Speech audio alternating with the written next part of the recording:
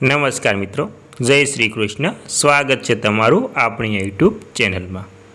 તો મિત્રો, નિવૃત્ત થયેલાને 30 જૂને 12 મહિનાની સેવા પૂર્ણ કરનારાને મોટી રાહત મળશે.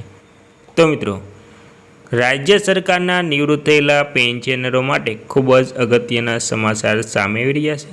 તો મિત્રો, વિગતવાર વાત કરીએ તો મિત્રો, નિવૃત્તિ પર પગાર વધારો. હાઈકોર્ટનો મુખ્ય નિર્ણય. 30 જૂને 12 મહિનાની સેવા પૂર્ણ કરનારાઓ પેન્શન સુધારા માટે પગાર વધારો મેળવવા માટે હકદાર રહેશે મિત્રો. અને મિત્રો, એક મહત્વપૂર્ણ નિર્ણયમાં પંજાબ અને હરિયાણા હાઈકોર્ટે 30 જૂને નિવૃત્ત થનારા કર્મચારીઓને મોટી રાહત આપી છે. કોર્ટે ચુકાદો આપ્યો કે આ કર્મચારીઓ વાર્ષિક પગાર વધારાનો લાભ મેળવવા માટે હકદાર રહેશે જો તેમને નિવૃત્તિની તારીખ સુધી 12 મહિનાની સંતોષકારક સેવા પૂર્ણ કરી હોય. આ આદેશ જસ્ટિસ અશ્વિની કુમાર મિશ્રા અને જસ્ટિસ રોહિત કપૂરની ડિવિઝન બેન્ચે આપ્યો હતો.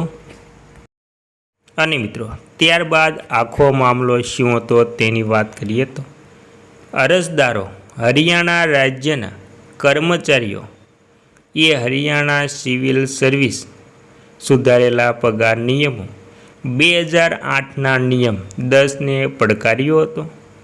આ નિયમ હેઠળ 30 જૂને નિવૃત્ત થતા કર્મચારીઓને વાર્ષિક પગાર વધારો નકારવામાં આવતો હતો, ભલે તેઓ છેલ્લા પગાર વધારા પછી 6 મહિના કે તેથી વધુ સેવા પૂર્ણ કરી હોય. અને મિત્રો, અરજદારોએ માંગ કરી હતી કે નિવૃત્તિના વર્ષ માટે એક ઇન્ક્રીમેન્ટનો લાભ આપીને તેમનું પેન્શન ફરીથી સેટ કરવામાં આવે. હાઈકોર્ટે સુપ્રીમ કોર્ટના અગાઉના નિર્ણય ડિરેક્ટર કેપીટીસીએલ અને અન્ય વિરુદ્ધ સીપી મુંડિયાનમણની અને અન્ય પર આધાર રાખ્યો હતો.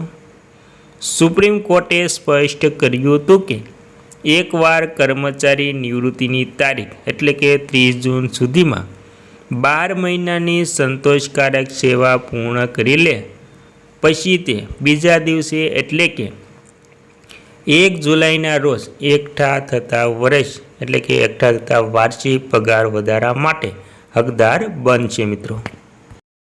અને મિત્રો, કોર્ટે ઠારવ્યું કે નિવૃત્તિ પછી પગાર વધારાની તારીખ ઘટી જવાને કારણે લાભનો ઇનકાર કરવો એ મનસ્વી હતું.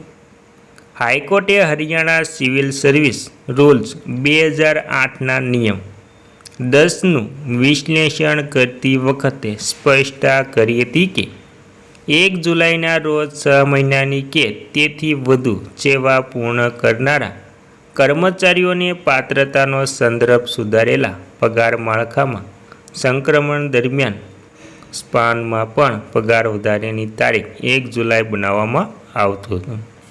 તેનો હેતુ ફક્ત એવા કર્મચારીઓની પરિસ્થિતિને સંબોધવાનો હતો જેમની પ્રથમ પગાર પદ્ધતિ તારીખ અલગ હતી.